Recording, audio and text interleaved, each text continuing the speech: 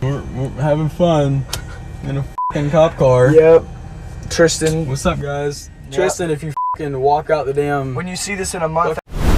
This 14-year-old just took a selfie in a police car, minutes after stabbing his classmate 114 times. Watch what happens when the judge sentences him to life in prison. His reaction? Absolutely chilling. Today, we're looking at 4 teenage killers and the moment they learned they'd never be free again. One took selfies and showed nothing. One collapsed in tears. 2 best friends got completely different sentences, and their reactions will tell you everything about who they really are. Some broke down, some smiled, some just disappeared inside themselves. Let's dive in. AIDEN FUCCI, the selfie killer. This is AIDEN FUCCI, taking a selfie in the back of a police car, smiling like he's on his way to a party. He's not. He's on his way to be charged with murder. Just hours earlier, FUCCI stabbed his 13-year-old classmate, Tristan Bailey, 114 times. Let me say that again. 114 stab wounds. 49 of those were defensive wounds, meaning Tristan fought for her life. She fought hard. And this kid, this 14-year-old, sat in that police car and smiled for the camera. "We're having fun in a cop car. Yep," he says in the video, grinning. This wasn't a scared teenager who made a terrible mistake. This was someone who genuinely seemed to think this was all some kind of joke. Surveillance footage tells the complete story. It shows FUCCI and Tristan walking together at Patriot Oaks Academy in St. Johns County, Florida. They look like friends, maybe more. But 90 minutes later, cameras catch FUCCI running, sprinting, away from the woods where Tristan's body would be found. When police brought him in, they sat him down with his parents. And that's when you see the complete disconnect between FUCCI's reality and everyone else's. His mother is frantic. That Snapchat that you did was not very smart. Now we have people want to burn our house down, our cars down. Because of that Snapchat thing you did. It's all over, you're all over the internet and everywhere. Social media. It is on social media. You'll probably come stay with me after we get done with this. Just for your well, safe being. This is serious, man. It's very serious. This is no joke. This is your whole life. Your whole life. And hers. And ours. And your brothers and sisters. And don't forget they can't go to school tomorrow. Why? Because the kids will hurt them. That Snapchat you did was not very smart. You're all over the internet now. His father leans in, desperate. This is very serious. This is no joke. This is your whole life.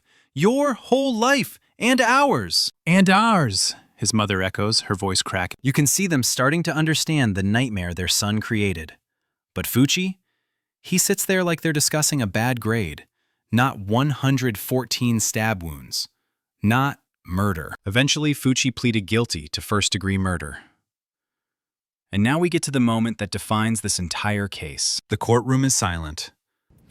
Mr. FUCCI, having entered a plea of guilty to the crime of first-degree murder, I adjudicate you guilty of the premeditated first-degree murder of Tristan Bailey. I sentence you to life in prison. Because of your age, you are eligible for review of the sentence in 25 years. The judge's voice is steady, firm, final. Having entered a plea of guilty to the crime of first-degree murder, I sentence you to life in prison. The words hang in the air. Life in prison. Because of your age, you are eligible for review of the sentence in 25 years. This is it. This 14-year-old boy just learned he won't even be considered for freedom until he's 39 years old. His entire youth, gone.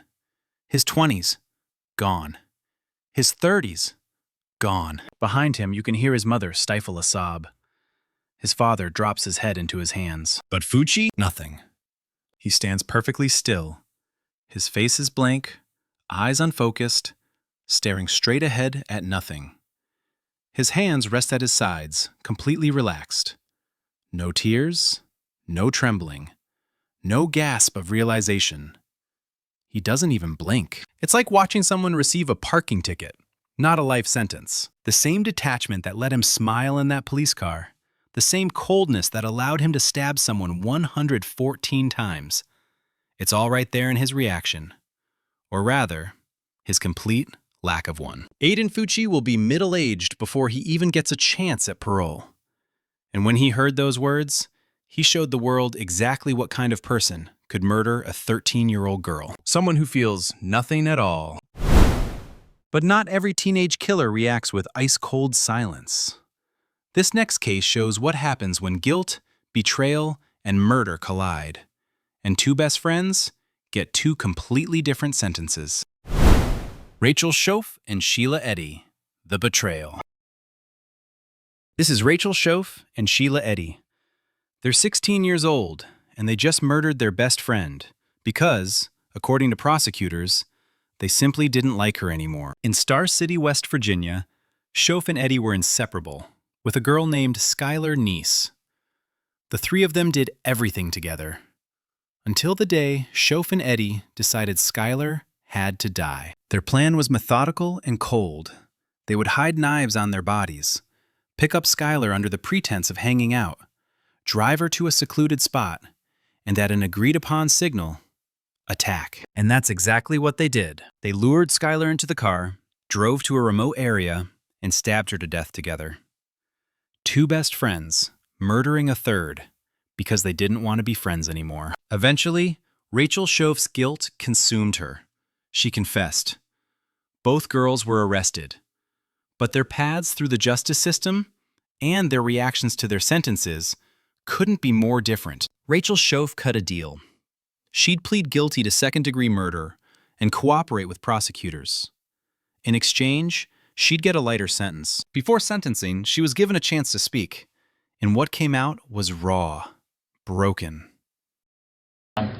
You can remain seated if you want. Well, I guess you're not on a rolling chair, so I'd say fine.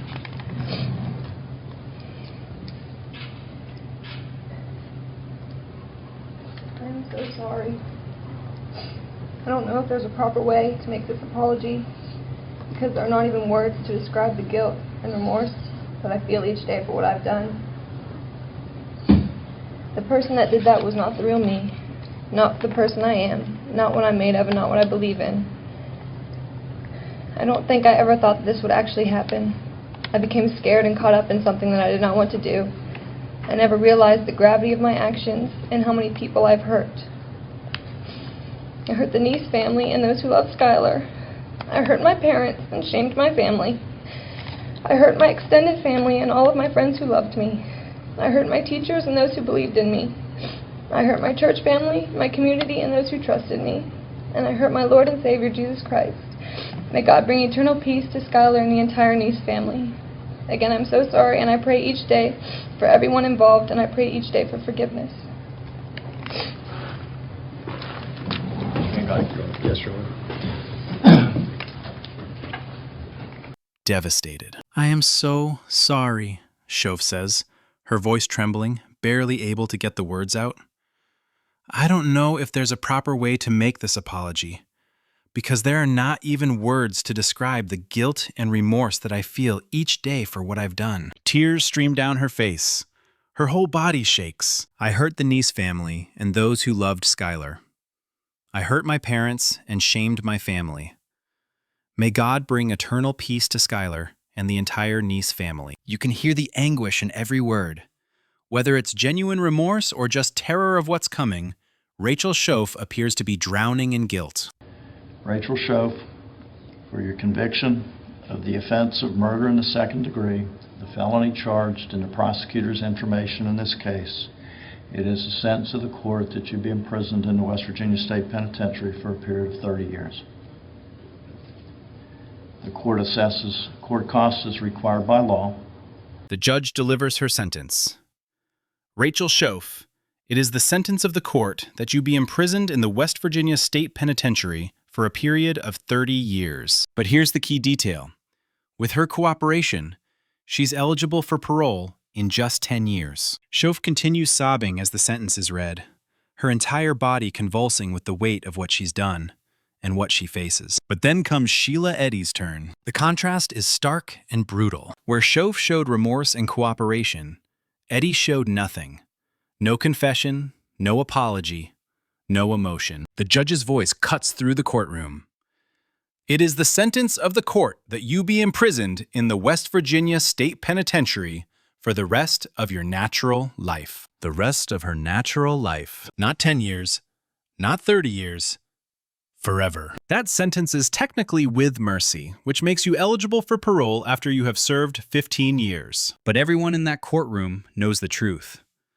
Given the brutality of the crime and Eddy's complete lack of remorse, the chances of her ever walking free are almost zero. And Eddy's reaction?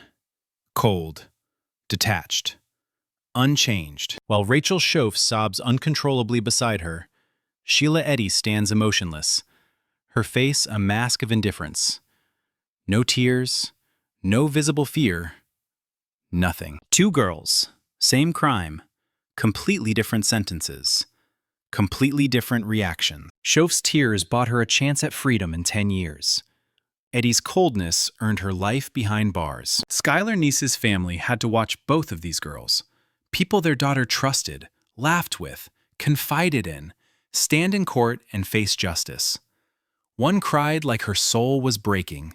The other might as well have been watching paint dry, but neither could bring Skylar back.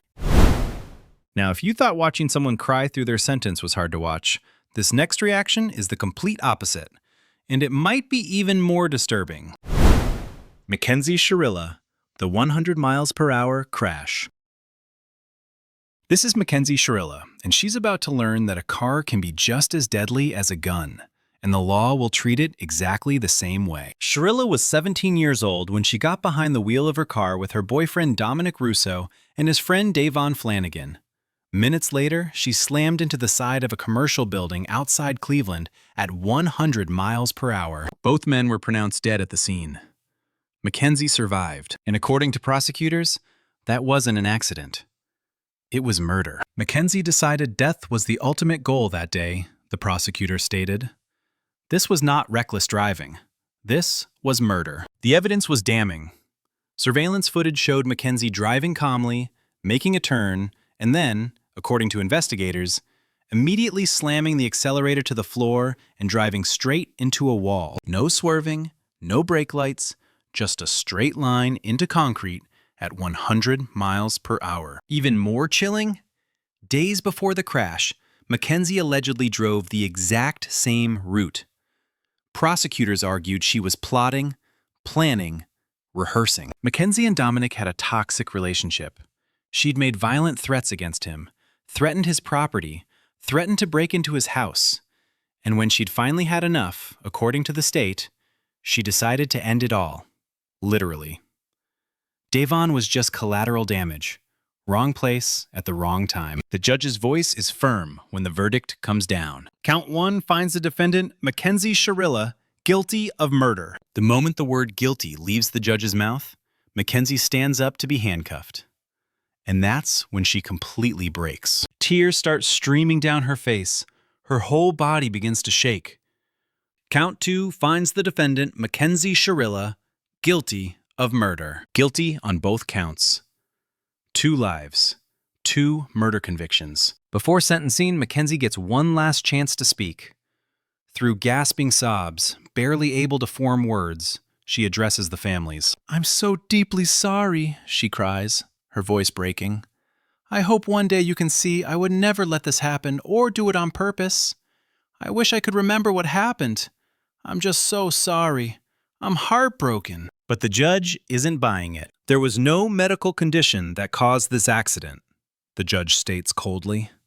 There was no mechanical failure of the car. A failed suicide attempt is not a defense to murder. Then come the words that make MCKENZIE's knees buckle. "There is a very good likelihood, MCKENZIE, that you will spend the rest of your life in prison." You can see her face crumble. The rest of her life. Not 10 years, not 20, potentially forever. On count 1, 15 years to life. On count 2, 15 years to life, to be served concurrent to each other. As the sentence is read, MCKENZIE's crying intensifies. Her shoulders shake violently. Mascara runs down her cheeks in dark streaks. She tries to speak, but can only manage broken sobs. This is the moment she understands. No amount of tears can undo driving 100 miles per hour into a wall. No amount of "I'm sorry" can bring Dominic and Davon back. Her reaction is the opposite of AIDEN FUCCI's emotionless stare. She's completely devastated, utterly broken by the weight of what she's done and what it's cost her. But for the families watching, those tears mean nothing. Their sons are dead, and Mackenzie SHIRILLA will spend decades, maybe her entire life, in prison for choosing to murder them. Now, we've seen someone show nothing. We've seen the contrast between remorse and coldness.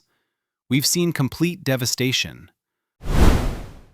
But this final reaction might be the most unsettling of all, because it's the reaction of someone who just disappears.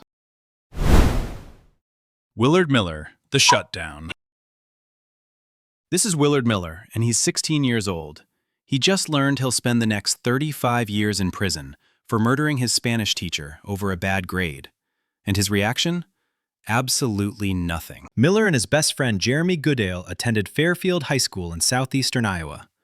Their Spanish teacher was Nohema Graber, a beloved educator who went for regular walks at a local park. After Miller received a bad grade, he and Goodale made a plan.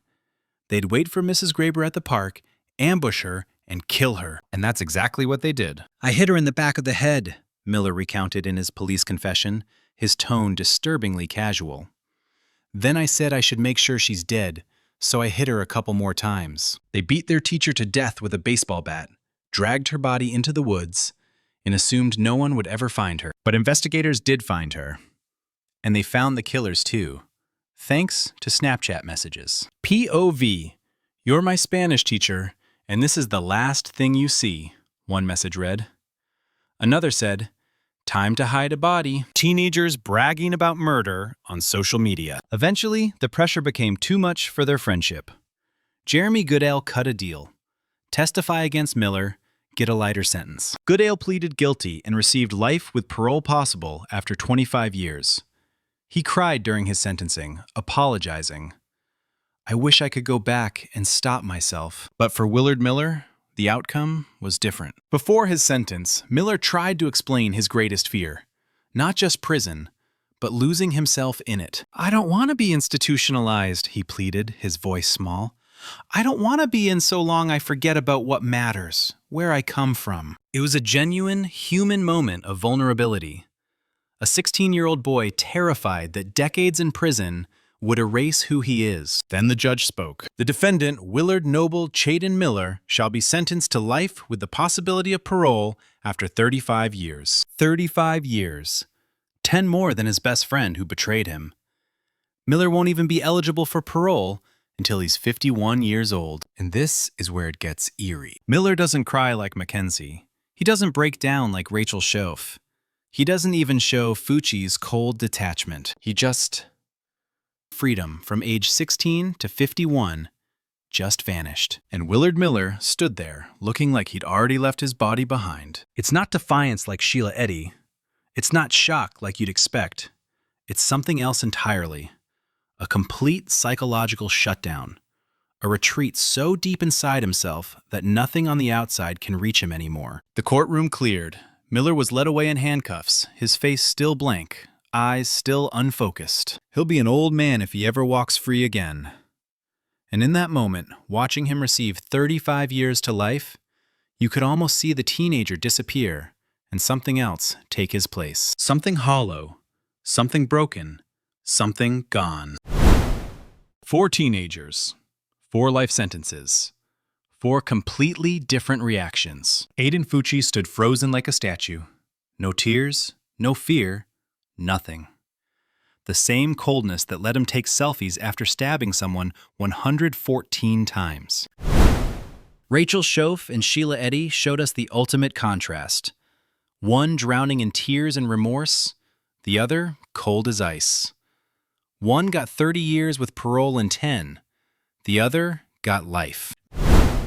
Mackenzie SHIRILLA collapsed completely, sobbing uncontrollably as she learned she'd spend decades in prison for a murder she committed at 100 miles per hour. And Willard Miller? He just disappeared. Shut down. went somewhere else entirely as 35 years of his life were erased. Some cried, some didn't, but all of them will spend decades, if not their entire lives, living with what they've done. Which reaction disturbed you the most? Was it FUCCI's complete lack of emotion? Eddy's coldness while her friend sobbed? Or Miller's psychological shutdown? Let me know in the comments below. And if you want to see more shocking courtroom reactions, hit that subscribe button, because next week, we're covering the case of the mother who laughed, actually laughed, when sentenced for killing her 3 children. You won't believe what you're about to see.